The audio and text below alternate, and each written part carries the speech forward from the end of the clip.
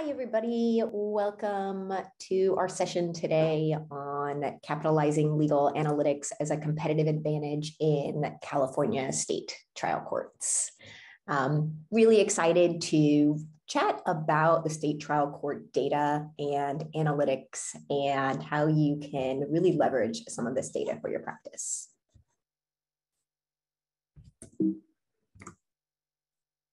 So with that, I'll start off and just let everyone know that you can feel free to type in questions into the Q&A section throughout the presentation.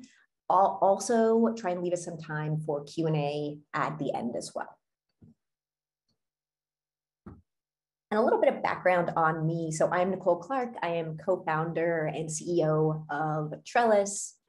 And prior to Trellis, I was a litigator. I did a lot of labor and employment class action work, found myself in state trial court constantly.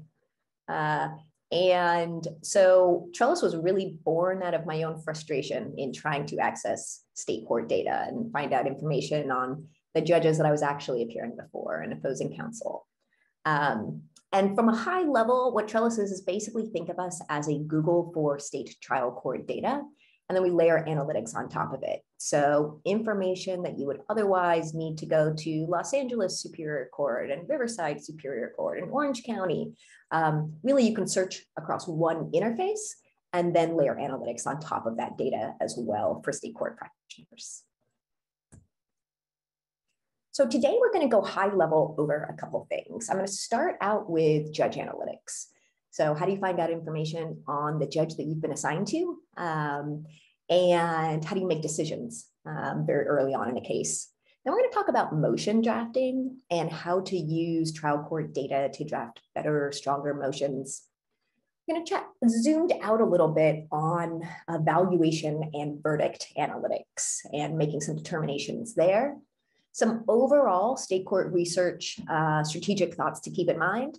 And then finally, alerts. How do you set alerts in state trial court to make sure that you stay an expert in your practice area? So let's say you just got assigned a case. You know your judge. Maybe you've appeared before them before. Likely you haven't. And you may be sending around an email asking anyone in your firm if they've appeared before your judge in the past and trying to gain some intel. So what we really think is that it takes some important information to be able to make some determinations, and that includes hard data from the very start of the case. So in addition to sourcing those anecdotes, we recommend that you look up your judge analytics and gain some insights into the state trial court judge that you have been assigned to. And the way that we do that is basically for your Superior Court judge, you will be searching across analytics on all of their cases, all of their motion analytics, timing analysis, et cetera. And then think about how to really strategically craft your motion to your judge and be a little bit more targeted in the way you think about litigating before particular judges. And then part of this analysis should be, are you going to ding your judge? Does it make sense to request assignment to a different judge? And you'll want to use analytics when you're making this determination. One, in some of the dispositive motion analysis. But what I would say is not to make the decision in a vacuum. Part of what you should be doing when you're analyzing whether it makes sense to ding the judge is to understand the pool of judges that you might get reassigned to, or that historically your judge tends to get reassigned to. And then take a look at those judges, look up their analytics as well. It could be a situation where you get assigned to a judge that's even less favorable for your case, your matter, than the one that you had originally. And so you really want to make a sort of holistic risk analysis when you're considering whether to ding the judge. And with that, I want to jump right into some examples of judge analytics on our site. So right now I'm on our main homepage. When you're finding out information on your judge analytics, this is where you would come. This search bar, This is where you think of sort of being able to Google across the state trial courts. So for California, you'd be searching across superior courts here. For judge or party, legal issue, sort of any combination of those things. Now for judge analytics, I want to live up here in this judge analytics tab.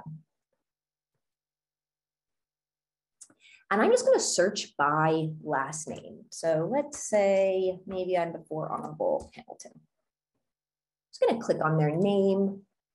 And what I'm doing now is I'm pulling Honorable Hamilton's dashboard, which means all of the information on Honorable Hamilton across all of his cases, motions, outcomes, timing, etc. So these 5 tabs are the tabs of the dashboard. Now the bio, which is what we're in right now, this is all of your subjective information about the judge on one page. So career history, political affiliation, articles by and about the judge, and then some of that practical information, clerk's phone number, department number. Are there departmental rules that are applicable directly in your judge's courtroom? This is all the information that we put together on one page for you. The next tab is the at a glance. And I like to think of our at a glance analytics as a sort of, you had one page on the judge where you wanted to know the main stats. What would that look like? And so some of those are sort of active cases. How many cases does the judge have active right now? How busy are they? Average case length. How many days does a case sit before a judge? This is motion grant rate. Now on the at a glance page, the motion grant rate, this means across all of their motion types, across all of their practice areas. Historically, how does a judge tend to rule? And then for every metric that we compile on Trellis, we always give you the county and the state average. So your judge's metrics will always be first. Next will be the county average. And you can see you actually ranking against other judges in the county. And then below that is going to be the state average, with the goal being that you can actually understand where the judge is an outlier and having some of that context to understand that. The verdict widget over here, this is in bench trials. How historically in bench trials does your judge tend to rule more for plaintiff or more for defendant? And then a little bit lower on the page is going to be the judge's overall case breakdown and calendar.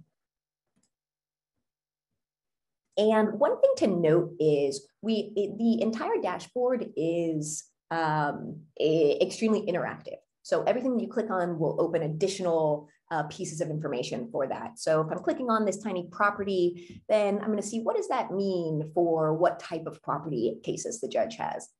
And here you can see for Honorable Hamilton, he has a nearly 50% torts practice or calendar. But what does that actually mean? What does that mean for the type of torts case that you might have before him? So how many are economic torts as opposed to construction or products liability, et cetera? So really what you're looking for when you're trying to understand the judge's overall caseload is how often does your judge hear your matter? Is it something where the judge hears it a ton, they're super sophisticated and you can jump right in? Or is this something where it's a very tiny part of the judge's case calendar? And are you going to need to do some educating from the very start of the case to help the judge get up to speed? The next tab is motions. And motions is going to be your granular motion by motion analysis for how the judge rules on very specific pretrial motions. So again, the judge that you are reviewing, their metrics will always be first, then the county average, then the state average. And it's going to go motion by motion. So you can make some determinations on important pretrial motions. Now you can start a little bit narrowed down where you can say, I don't want to know sort of the way the judge rules on a demur across all practice areas, but I want to know the way he rules in a demur on labor and employment matters. You can narrow down that way. Otherwise, you're going to be searching the motion type basically across the judge's different cases. And one other way to drill down is also by moving party. So what this means is maybe you're looking for the judge's grant rate on a motion to compel discovery. Well, does the judge's analysis change when the motion is filed by plaintiff or when the motion is filed by defendant? Sometimes that can have some really interesting surface, some sort of biases that you wouldn't even know is there. Probably the judge doesn't even know is there, but can be really interesting to see. And again, all your important pretrial motions will be over here on the left-hand side. Outcomes is sort of your high-level practical, how have other case types similar to yours been disposed of before your judge? So if you're in all, again, you're searching across all of the case types for the various ways that cases get disposed before your judge. Otherwise, you can drill down first by practice area, then by matter type. So basically 2 additional levels. So let's say maybe you had a labor and employment case and it's a wrongful term case. Well, what does that actually mean before Honorable Hamilton? How many get consolidated with other cases? How many get removed to federal court or actually make it to trial verdict? So again, it's some sort of high-level practical analysis, and also to give you to be able to have conversations with your client so you can really set their expectations on the way that other cases have played out before your judge in the past.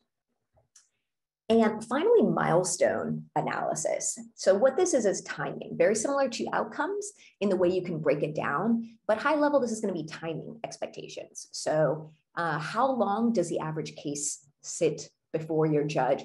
And for average case duration, this is going to be a cross different dispositions. So whether the case gets settled, whether it makes it all the way to jury trial, on average sits around 510 days for Honorable Hamilton.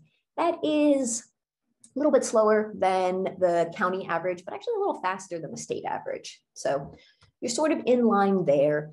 But if you're actually going to take this case to trial, get all the way through trial, what does that look like? Well, then you're going to be before Honorable Hamilton a bit longer for sure.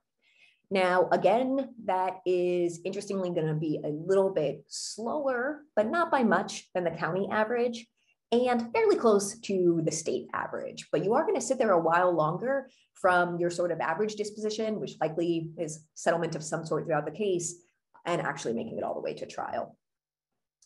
And then finally, for all the cases that don't make it to trial, when are those getting disposed of? So average time to the first dismissal order. And that what we track to is basically the judge's entry of order of dismissal in the case.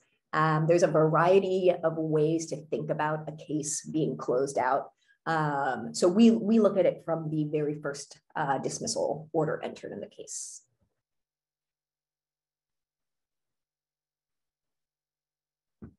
And so these are the main analytics that you should be looking at when you're thinking about your judge from a high level. You should be pulling at the very start of the case, your dashboard. Look at the judge, make some determinations by case type, by practice area, on dispositive motions. Is that an important piece? And then, just like I mentioned, we should drill down on the judge's actual data, which we'll do in a minute. And from there, take a look at who the potential other judges are that you might get reassigned to if you're considering dinging the judge, and then do the same thing. Pull analytics on those judges so that you're really analyzing it from a variety of different angles. The other thing you want to do is really share this information with your client. It does 2 things. One, it helps your client know that you are utilizing technology to gain a competitive advantage. It'll give them a level of confidence there. And it gives them some insight as well. It can be sort of powerless to clients on the other side. And if they feel brought into the conversation, that's always going to be helpful. The other thing, as I mentioned briefly, is just expectation setting.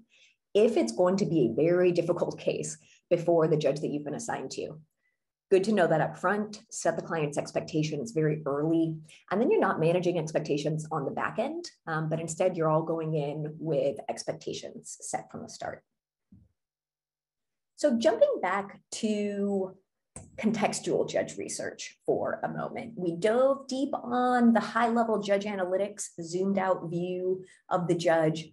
But how do you think about doing contextual research on your judge, looking at your judge's actual language and actual cases, all the way down to looking at the way your judge thinks about particular legal issues? And then, are they using particular case laws or case law they think is most persuasive on a specific case dispositive issue? So historically, this data has not been available, not accessible at the state trial court level. Now it is. And what that means is from the start of the case, it's important to be digging in. If your judge has ruled on a case dispositive issue in the past, you need to know about it. It's an important aspect of doing your research in general. So how do you dig into your judge's actual data? I'm going to jump us back on to our website for one moment. So we were in the Judge Analytics tab for the high-level analytics. Now, for all of my substantive research, I want to be in Smart Search. This means searching across counsel, parties, legal issues, judges, combinations of those, always in Smart Search for your substantive legal research. When I'm searching in a particular state, I'll stay in California for the folks here. I'm searching across the superior courts in California. You can narrow by county on the next page, but right now you're searching across California. And so if I want to narrow to a particular judge, I simply type judge : and then the judge's last name. So let's say I was in Los Angeles Superior Court before Honorable Nietzsche. Just to anchor you with what we're looking at right now, you are now digging into your judge's actual data, or the judge that you're researching. When you're searching in our Smart Search, you're always going to be searching for buckets of trial court data. It's going to be rulings. In California, this is tentative rulings, dockets, high-level overview of all of the cases, both historical and current. Documents are going to be documents filed in cases where the judge is presiding, and then verdicts, cases that have gone to verdict before this judge. And the next thing you'll want to do is add a case dispositive issue. So let's say you were before, Honorable Nietzsche on maybe a disability discrimination matter. What I'm doing now is specifically digging into Honorable Nietzsche's disability discrimination, and in this case, her rulings. And just to give you an idea, we're on a ruling page now. And some of the metadata on the case will be over here on the right-hand side. Judge will take you to the judge's analytics. Parties will take you to all of that parties, other litigation. But what you'll find is you can really get some great insights on the way that your judge thinks about particular legal issues if you start by researching their data. So here you can see her analyzing a disability discrimination matter. And this is where you can actually see what's the legal threshold that she thinks is persuasive. What is the Court of Appeals case law that she cites as a sort of black letter law? So all of that can be incredibly useful from the start of your case when you're doing some research on your judge. And to jump back into the presentation, I'm going to just have a couple of examples here. In this case, I did Judge Heiberger, is a complex judge in Los Angeles Superior Court. And again, searching those 4 buckets of data. The next thing, just like I did, you'll want to search is dig in by case dispositive issue or by cause of action or specific motion type. And so do a combination of your judge and the issues that are important in your case so that you can start from the very start to get an idea of the judge and the way they handle this particular case type. So here I was looking for Honorable Freeman, and I wanted to find all of his design defect cases. And so that's a way to continue to dig in. And actually it occurred to me, since we're not always before Southern California folks, that one other great aspect of our site in California is for Los Angeles Superior Court documents, we actually provide them free to our users as a part of your subscription. So what I did there is I just clicked on the case number of the ruling that we were looking at, which is going to take us to the docket of the case. Now I know we're in a Los Angeles docket because I had come from a Los Angeles judge. And so all of the metadata of the case that we were looking at, that's here, case type, number of days, et cetera. Again, parties. If you want to click in and see everywhere where this plaintiff's counsel has other cases pending or historically understand their cases, I would dig in there. And then for documents in Los Angeles Superior Court, if you want a particular document, you simply press the Get Document button next to the docket entry that the document is associated with. Now you'll see in a couple moments that most filed documents are actually searchable on our site across counties. This is very specific to Los Angeles Superior Court. It's an expensive court to purchase documents in, so we want to provide that as a benefit to our users. So to move us forward a little bit, we talked high level, judge analytics, diving in deep to your judge's actual contextual language in cases. Let's move forward to motion practice. How do you utilize state trial court data to draft motions faster, stronger, more persuasively, just more efficiently in general? So there's quite a few ways you can do that on Trellis. One of which is utilizing us as a brief bank. We have over 90 million filed documents searchable on Trellis. We'll dig in a little bit more on that in a moment. What I'm going to show here is using our motion and issue library. So think of this as a basically your common motion types, common legal issues in the jurisdiction that you're in. And then there are little treatises. So move forward for a moment. Here is our products liability.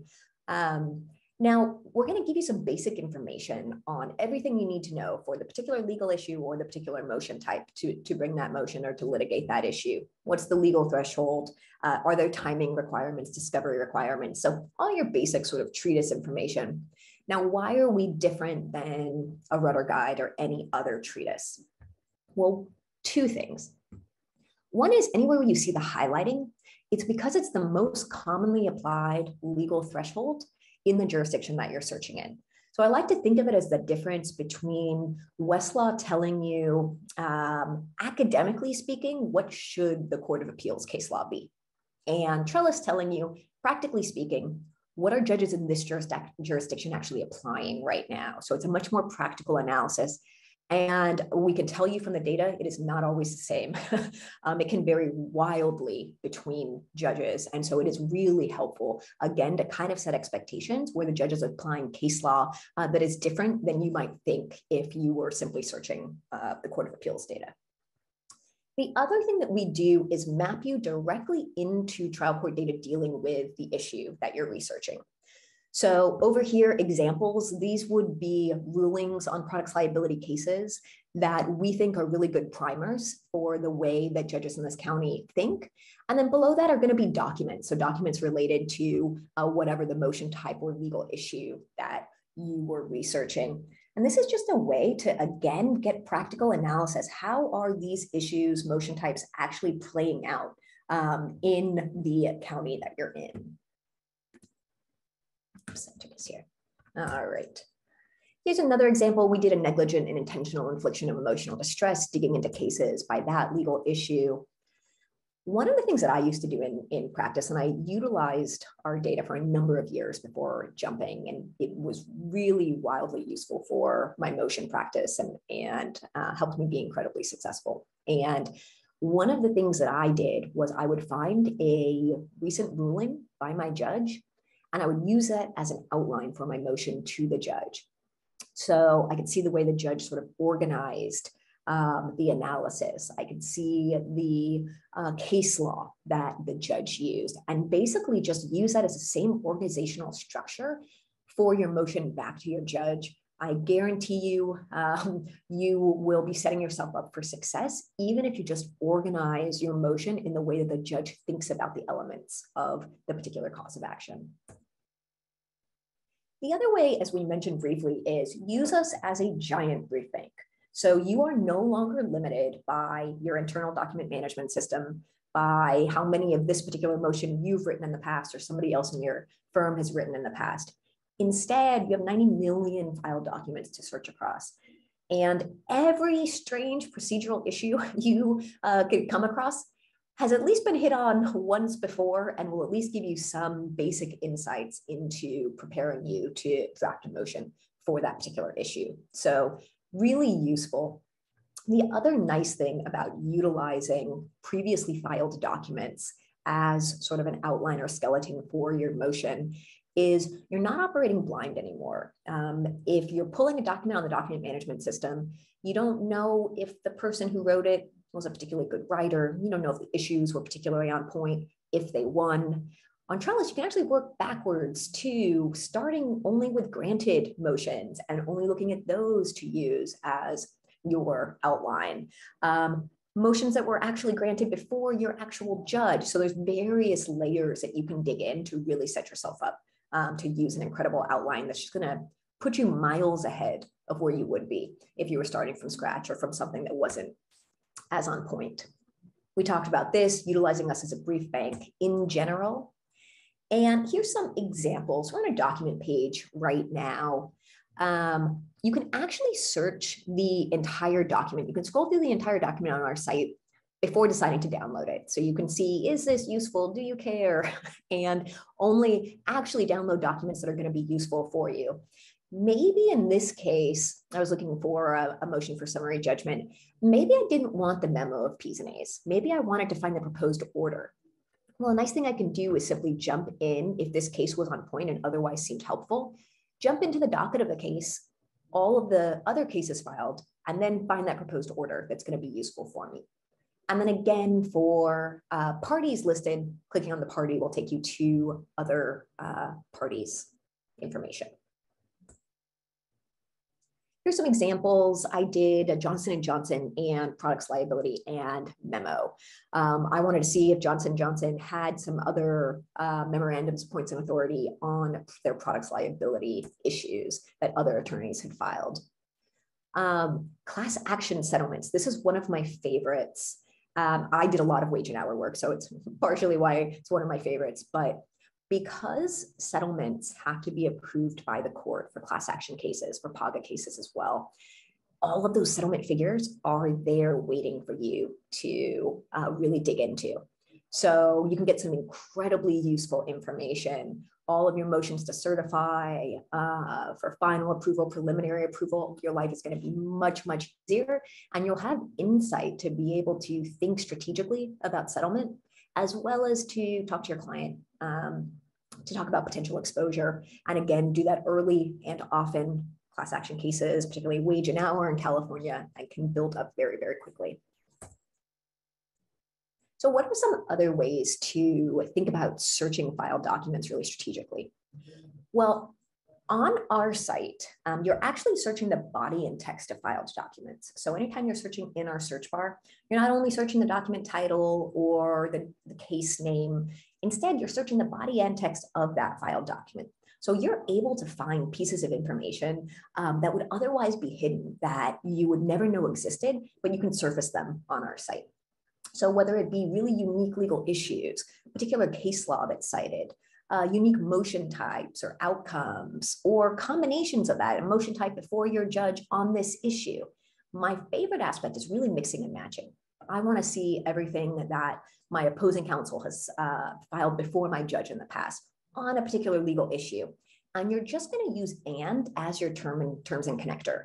And or are going to be your main terms and connector. Otherwise, we're very similar to a natural language search like Westlaw Next or Google. The really valuable thing about searching documents by your judge, and again, the way you're going to do that is judge : and your judge's last name, and then you're digging directly into your judge's data, is you can really gain some perspective, see some of your judge's pet peeves.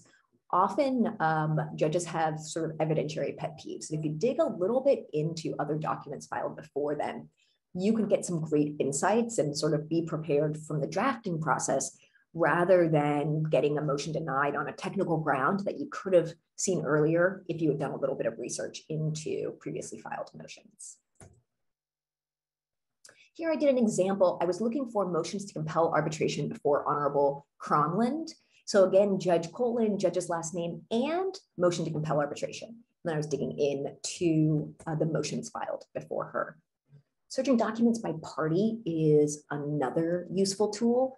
So whether you are litigating, let's say, against a major corporation, and you want to see where they're getting sued, maybe not even throughout California, but maybe across the nation. Say Bank of America, and it's a particular fraud case. So where is Bank of America getting sued on this fraud issue across the nation? And then dig in on those cases to get some more understanding of how the litigation flow has worked in the past for them. You can also gain great insights if you have a new client by seeing the way their former counsel handled some of their issues. So lots of insights to dig in on. And we also, for the large firms, see us often used as a marketing and BD tool for pitching prospective clients. So look them up and then see where they're getting sued across the nation, certainly throughout California. And when you go into pitch clients, then you see their business needs, you see what they're actually getting sued for, and you're able to speak to why you're going and or your firm is going to be able to help them. Here I did 3M, the company, and I wanted to find their memorandums, their summary judgment memorandums of points and authorities. You can see I'm digging in on those here. And on any one of our tabs in the Smart Search, you're going to be able to filter and narrow once you get there. So if I was on the Documents tab and I wanted to narrow to 3M's products liability summary judgment memos, I could do that. Continuing to dig deeper before a particular judge in a particular county, a particular outcome of a case, all of those, again, you can mix and match to get really granular. You can also add some of that stuff right into the Smart Search if you want to get a little more granular from the start. So if I added county colon and then the name of the county, so let's say Los Angeles, county colon Los Angeles, and 3M and summary judgment, now I'm digging into 3M summary judgment memos that are moving forward in Los Angeles County. Here I was looking for an answer to a cross complaint Best Buy in this case. Oh, and one other thing while I'm here, and potentially maybe I should jump us into a filed document so I show you actually what that might look like on our site. Let's do that for a moment. I'm going to go high level and just say, how about county? I'll throw us up in San Francisco for a moment. So now this is going to be a really broad search, right? Rulings, dockets, documents across San Francisco County. I want to live in the Documents tab when I am doing motion practice or I'm trying to find documents that are going to be useful. And let's jump into one of these just so I can show you a document page. How about, let's see a fun one. A lot of orders here. Let's open maybe, well, how about an answer? Okay, so just like we showed the example, this is the document page. Now, what I was talking about being able to scan the entire document is this right here. You can look at the entire document from the start. This ended up being a form answer, so not particularly interesting, but this is a great way for you to say, this isn't actually that useful for me, but what's being litigated in this case is, I want to find out more about that. At any time, if you click on the case number of any docket that you're on across counties, it will take you to the docket of that case. Now you're living in the docket of that case. And some of the information here, your metadata is going to be at the top of the case. Parties are going to be below. Again, parties will take you into that parties litigation. Documents will then come next, documents filed in the case. And then below that is going to be the actual docket entries. If there was sort of pages and pages of historical docket data, and I wanted to find something specific, in this case, I would narrow here, maybe I wanted a notice or something else, but it will narrow you to the docket event that you care about most. And you can always update this in real time, update the case information button right here on the case. All right. So jumping us from document search motion practice for a moment, and some of those with judge research and document research, I can live in all day. It's one of my favorite things. Case valuation and verdict data. This is actually a new feature on our site. And what we've done is, for all of the counties that we cover, all of the cases that have gone to verdict from 2009 to the present, we have searchable on our site, as well as some analytics related to those cases. So 2 ways to think about it. In the Smart Search, as you saw, verdicts are going to be one of the tabs of sort of buckets of data that you're searching. You can jump in that way. That's a way to do it by keyword search. When you want to do analytics really tailored and targeted to a particular motion type, et cetera, then you're going to want to come up here to the verdict search tab. I'm going to clear this out. I was in something earlier. And let's see, I'll keep us in California, and maybe I want to search by injury. Maybe it's a leg injury of some sort. Now you'll see you can get really narrow, fracture, limp, etc. I maybe want to go broad and say, oh, all of the leg injuries that have gone to verdict. And then what I'm loading now are going to be the cases that have gone to verdict where a leg injury was at issue. And then you're always going to find some information here at the top of the case. You're going to find the median and then the range as well. So the range is going to take your lowest verdict to your highest verdict.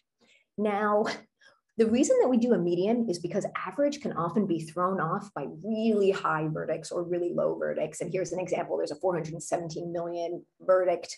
That's likely going to throw up the numbers considerably. So we think median is actually a much closer call to what average might be in a similar case. And then below that, we actually have the cases that are powering the data. So if you want to dig very closely into the cases, this is a way to do that. Here, this looks like a fairly large verdict. Let's see what happened in this one. So it's going to take you to the docket of the case, just like we were in other dockets. But the verdict information is now going to be enhanced into this docket. So you're going to understand what were the injury types alleged? What was the case type? How long did the trial last? Sometimes we have the breakdown of male to female in terms of jurors. And then, of course, some deep dive into the result and what actually happened. Another thing that you'll see is if there were experts that testified in the case. We're going to go ahead and let you know some more about those experts here. So we list them out. Now, searching experts is something I highly recommend on our site. You can really search across other cases that they've testified in. Often pull their testimony, which is very often attached as exhibits to other documents filed in a case. And so you can really, whether you're picking the right expert and you want to figure out, if your expert has ever been already qualified by your judge, great, you've passed one hurdle, you want to hire that person again. Or the opposite, if you want to look into opposing counsel's expert and get an idea of how they're likely to testify, again, good way to do so. And let's do a quick example here. Not sure if any of these experts are particularly prolific, but let's pick, how about this neurosurgeon? So not particularly, two other cases that have gone to verdict. But one interesting thing is basically for anything that you search here or in the verdict search in the verdicts tab, you're still going to be doing those analytics at the top.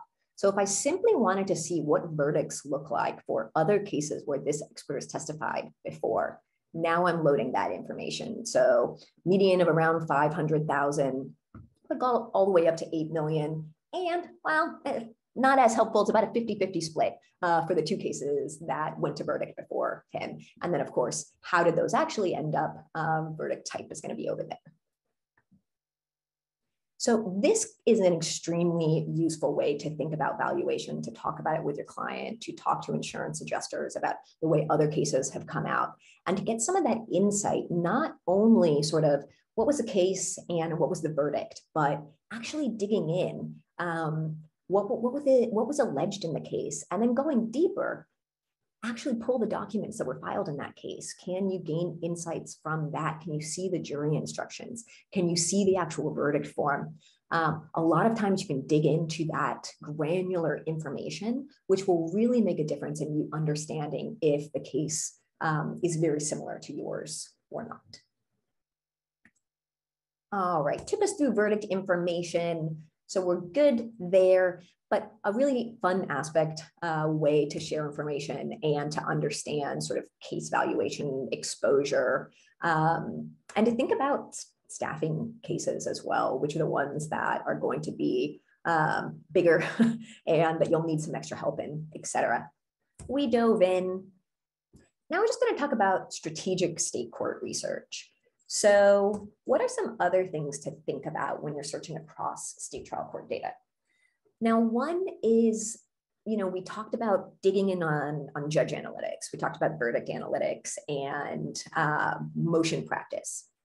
The other thing I would say to think about utilizing a state trial court research platform like us is for your average regular legal research. So anything that you would otherwise research on Lexis or Westlaw, started out on Trellis. You're going to get that practical understanding of the way that judges in your jurisdiction are actually litigating the issue, the way that these cases are moving forward right now. which is just going to set you up for success in being able to get really strategic on litigation strategy. Again, often from the start, you can actually see what was the case law that is usually that's the legal threshold. And then from there, now you can go on to Lexis and Westlaw, know what the universe is of the cases that are important or that your judge thinks is important. And now you're, again, much faster than if you were starting your research down a rabbit hole in Lexis and Westlaw, which I've done far too many times.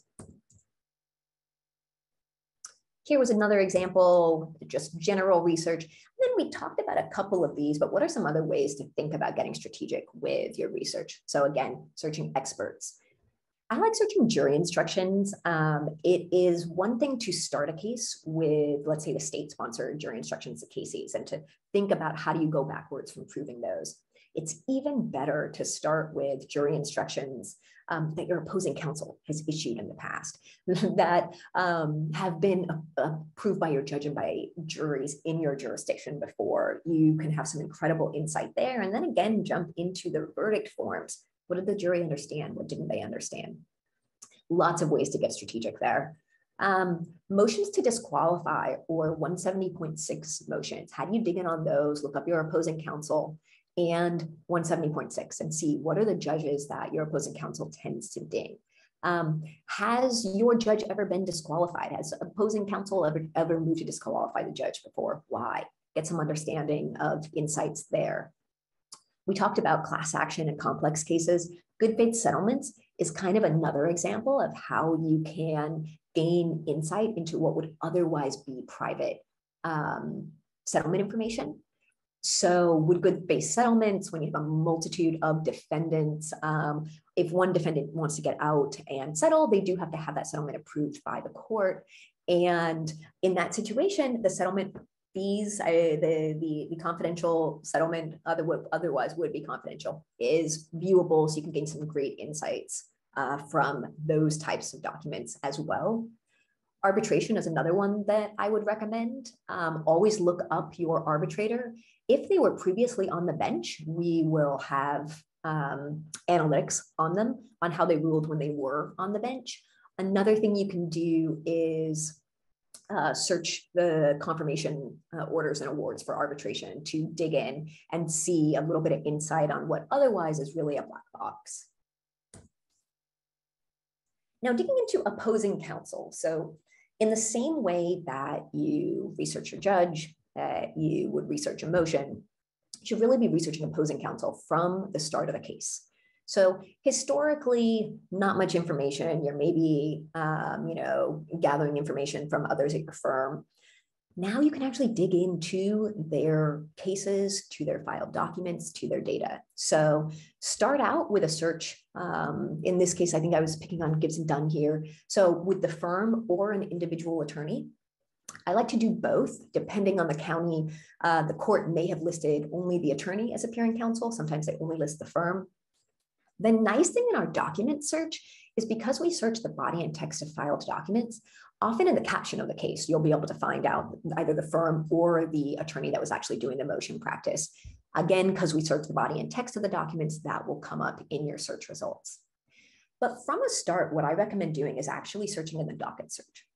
And the reason you want to stay high level there is you want to search across opposing counsel's other cases, even across counties, because one of the things you're just trying to determine is how many cases do they have right now? How many are active? How busy are they? What's happening in their other cases? These are all really strategic insights that you can gather. Another one is, do they actually take cases to trial? I had an example where I thought it was an active trial litigator, and it turns out that they were just a man shop. And if I had researched the dockets before that, I would have seen that. But instead, I didn't learn that until too late. And I saw, oh, I got fooled. But that's one of the things you should be looking at. How often do they take this kind of case to trial? Are they really experienced in it? That's something you should think about and talk about with the client. Where do they settle cases? Is it before MSJ? Is it after MSJ? How do they handle similar case types? All of that you can now dig into just by using that sort of and, so your opposing counsel and your legal issue and a motion type, et cetera, and really dig in there on opposing counsel. get some super strategic insights. We talked about that. Here I was picking on Bismarck Chase. Again, always searching those 4 buckets of data. And if I wanted to get even more granular, I'd add and, or, and the individual attorney that I was litigating against. Now, a reminder that when you're searching on Trellis, you are searching across counties. I assume for most of the folks on this webinar, you guys are California focused. So of course, you probably want to stay narrowed to California and the trial courts across the state. But remember that you can zoom out if it's helpful for some reason. We cover now across 12 states, 365 counties. Happy to talk about how you can look up our coverage. But you can now search across states, across counties, across the nation to highlight insights, trend information that otherwise, when you're looking really myopically into an individual docket, you're never going to be able to see that kind of information. And then finally, setting alerts, and then I'll open it up for Q&A for us. So I saw a couple questions came in, so I'll address all of those at the end. Alerts. So what I'm talking about here is basically setting alerts in state trial court. So what do we mean by that? Well, you can alert on almost anything on Trellis, whether it be a particular case, a particular client, a legal issue, a opposing counsel. Again, what you can do is mix and match those different search terms. So we function very much like Google Alerts. If you've ever set yourself a Google alert, you'll get an email in the morning with everything that triggered your search alert from the day before. And this is a way to really let us, run our AI research in the background for you. And we can go ahead and let you know when something is that you should probably take a look at, or just at least when new cases are moving forward in a practice area that you care about, or particular, some examples are new legislation. You want to see how judges are actually interpreting this new legislation. Set yourself a search alert for it, and you'll get notified as judges are ruling on the issue. Novel cases, another example. Recent Supreme Court case law is an example, and you want to actually see now that it's making its way back to trial court judges interpreting it. What does that actually look like? And the reason you want to set yourself a search alert is because you really want to stay an expert for your client in the practice area that you focus in.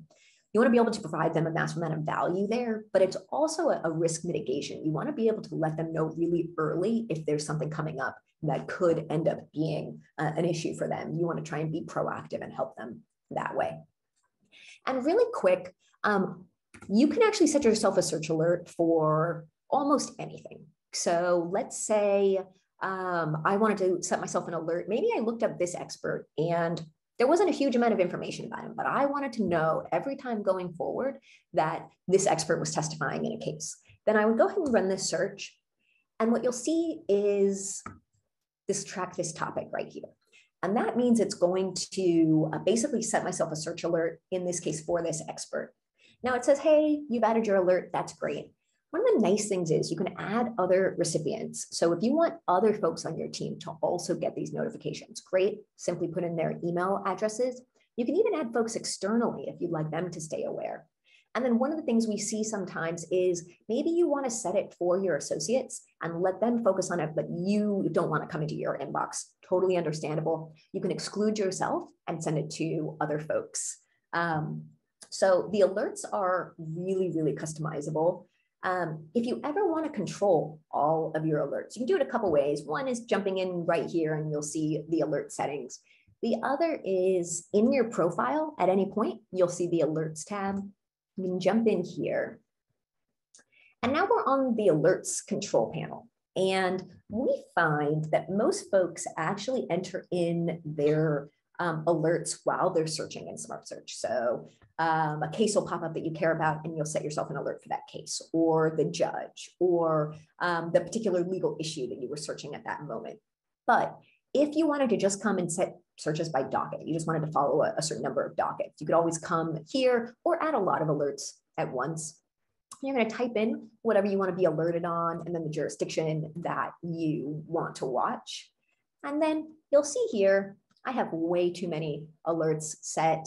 But you have a really wide variety of what you can do on here. This is an example of if you just want to be notified on a particular docket. And then there's also some more substantive examples. So I do have a lot of alerts set here. How about prevailing party and attorney's fees?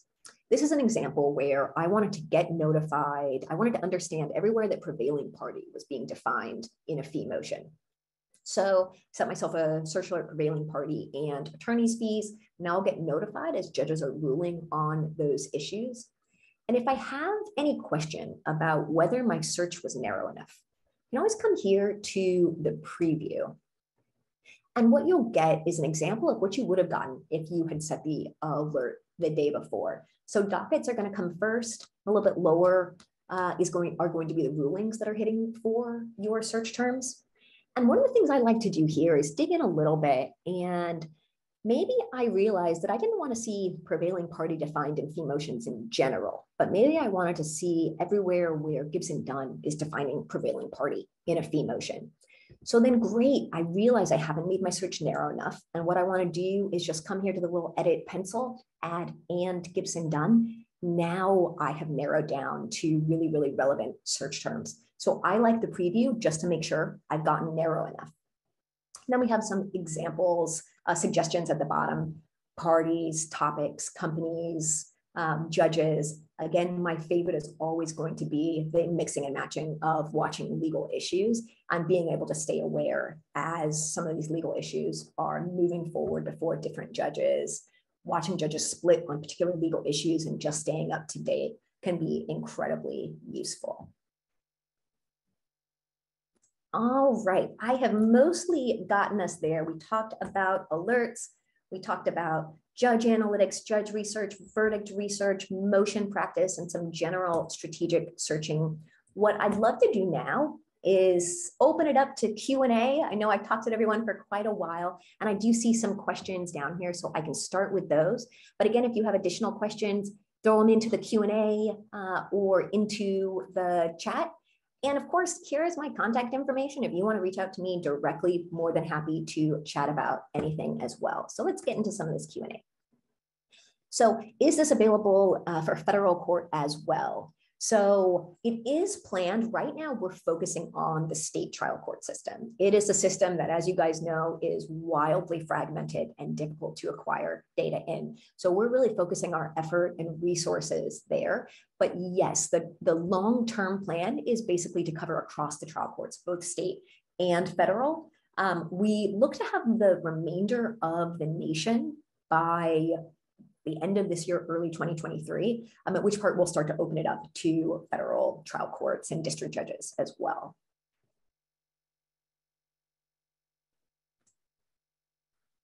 All right, let's see.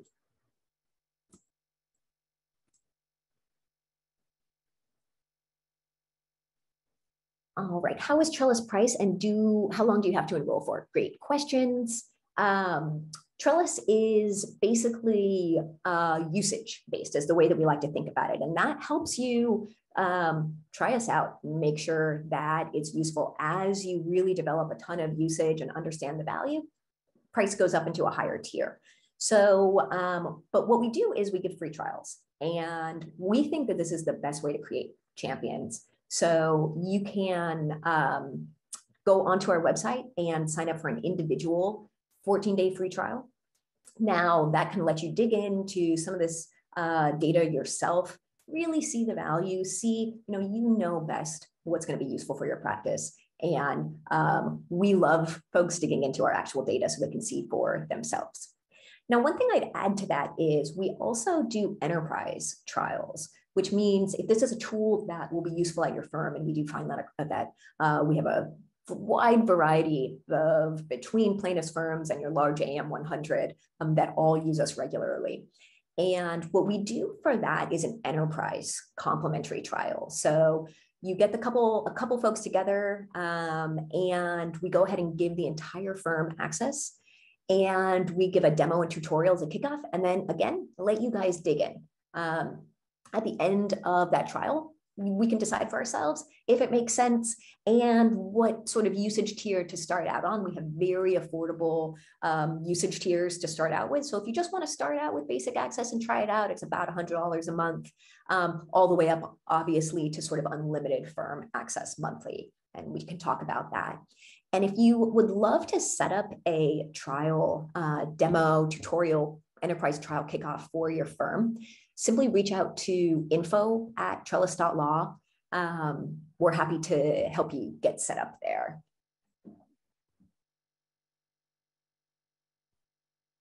If you just want to jump into our site and start searching yourself, I'd go to trellis.law/search.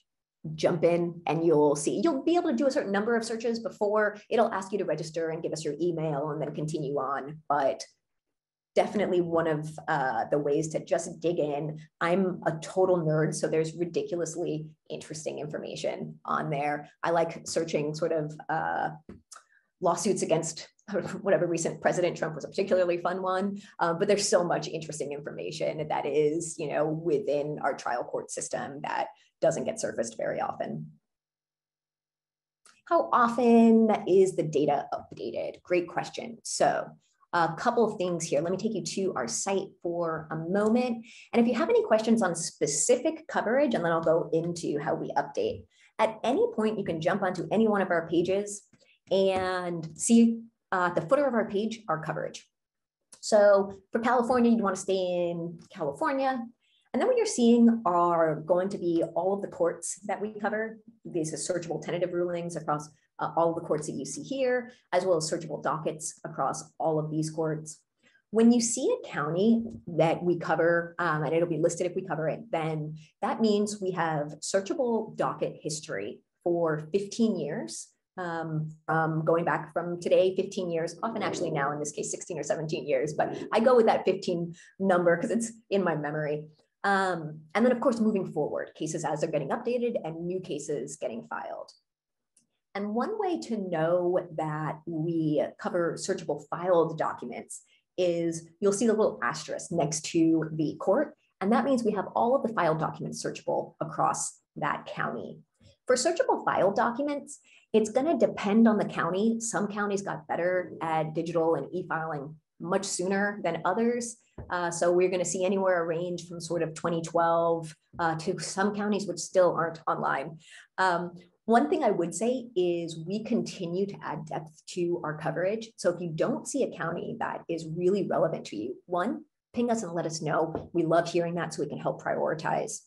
The other is we work really hard to continue. We don't go live in a state unless we cover 90% of the population. So to the extent that anyone else says they cover state court data, I would really dig in on what that means in terms of counties.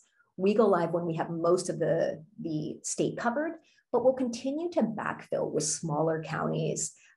So know that if you search on our site one time, it does not mean that if you searched a week later, that information wouldn't be there. And you can always reach out to us and ask us sort of what's next on our list. And again, we love hearing from you, particular counties that you think are the most useful.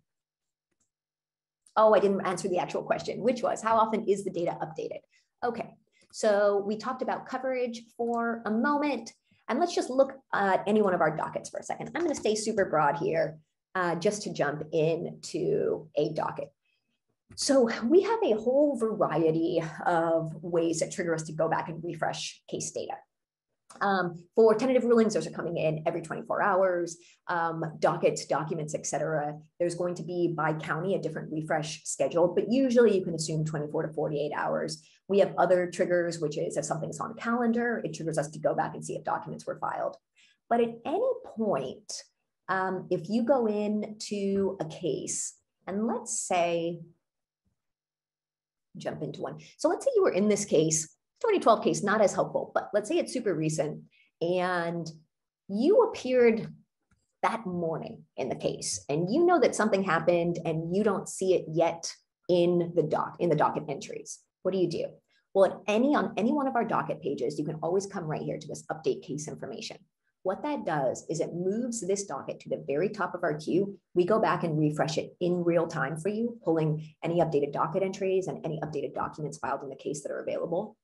And this allows us to stay on the court's good side, we're already refreshing hundreds of millions of cases across the nation. So this is a way we can prioritize a case that you care about and still stay on the court's good side without hitting their servers hundreds of millions of times an hour. So always know that you can press that case update information if you want to have the highest level of confidence, but we do really strive to stay as up to date as possible with all of our data.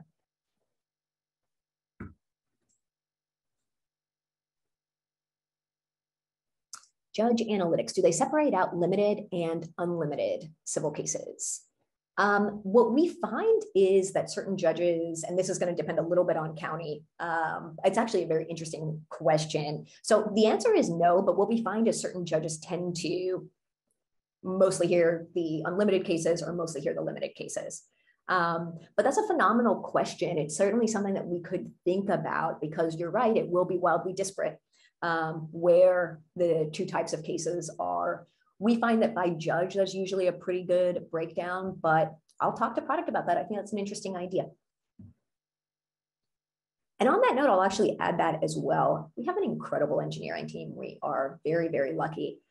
We love hearing anything that will make the site more useful for our users. So if there is something that you wish we covered, wish we did, we love to hear it. Even if it's something where you don't like the design, you wish it sort of worked this way instead, we definitely want to hear it. We iterate very, very quickly. For anyone that's already a customer, you know that you see our site changing all of the time and getting better all of the time.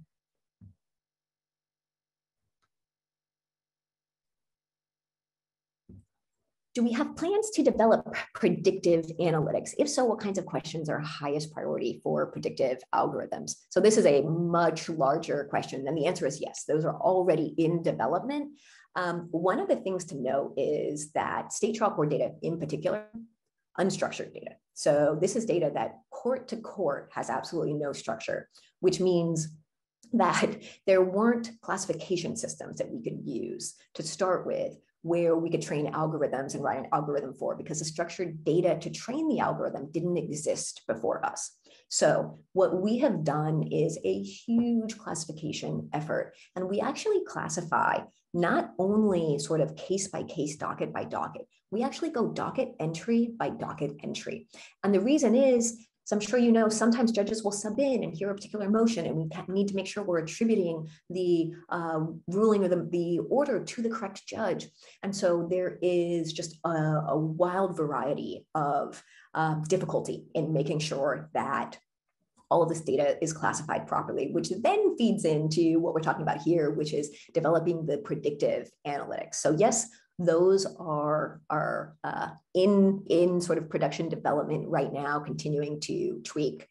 And right now we're focusing on a whole variety. So some of the things that you would otherwise do as manual research on our firm, the idea of being able to surface some of those analytics in a predictive way a little bit earlier, are some of the things we're thinking, as well as, while some of our analytics right now look at the data historically, this would be based on that historical data, what are the predictions going forward? But I would love to hear if you have some predictive analytics that you think would be the most useful for you or your firm. Absolutely love to hear what would be useful.